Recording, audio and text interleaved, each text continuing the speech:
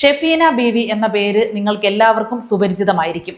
ഒരുപാട് വീഡിയോകളിലൂടെ ഒരുപാട് പേരുടെ മനസ്സിനെ ഇല്ലാതാക്കാനും ജീവിതത്തെ ഇല്ലാതാക്കാനും സാധിച്ചിട്ടുള്ള ഒരു വ്യക്തി എന്ന നിലയിൽ അവർ ഒരു സോഷ്യൽ മീഡിയ ഇൻഫ്ലുവൻസർ ആണ് എന്ന് പറയുന്നതിൽ തെറ്റില്ല.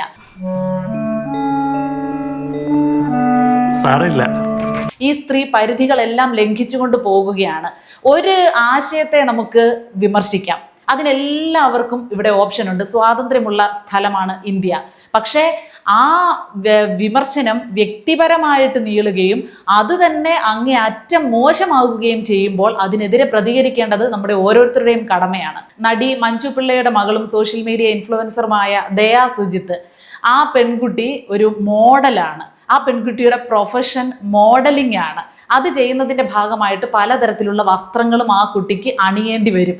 അങ്ങനെ ഒരു ഡ്രസ്സ് ചെയ്തിട്ട് കുറേ ഫോട്ടോകളൊക്കെ ആ പെൺകുട്ടി സോഷ്യൽ മീഡിയയിൽ പങ്കുവച്ചപ്പോൾ അതിനെതിരെ ഈ ഷെഫീന ബീവി ഒരു വീഡിയോ ചെയ്തു.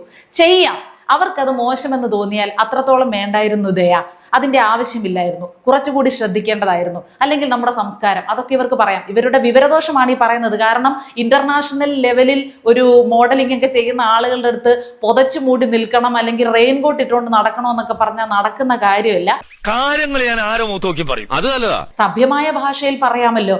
ഇത് പറഞ്ഞത് തെറിയാശാൻ എം മണി ഉണ്ടല്ലോ, സംസാരിച്ചാൽ പോലും ഇത്രയും നാറ്റം അടിക്കത്തില്ല.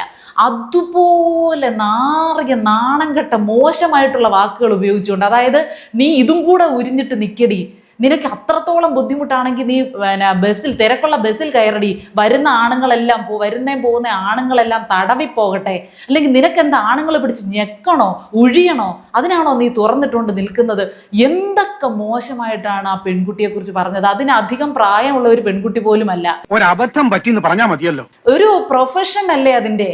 വയറ്റിപ്പഴപ്പിന്റെ കാര്യോർത്ത് അറിയാതെ ചെയ്തു പോയത്, ക്ഷമിക്കണം. ഈ ഷെഫീന ബീവിയെ പോലെ ഉള്ളവർക്ക് കടിഞ്ഞാണിടേണ്ട സമയം കഴിഞ്ഞു. അവരിതിലൂടെ ഉദ്ദേശിച്ചത് പബ്ലിസിറ്റി മാത്രമാണ്. അതവർക്ക് കിട്ടുകയും ചെയ്തു. നെഗറ്റീവായിട്ടാണെങ്കിലും പബ്ലിസിറ്റി മാത്രം അവർക്ക് കിട്ടിയാൽ മതി, റീച്ച് കിട്ടിയാൽ മതി, വ്യൂസ് കിട്ടിയാൽ മതി. ഇതിവിടെ ഇരിക്കട്ടെ, ഞാനൊന്ന് കിടക്കട്ടെ.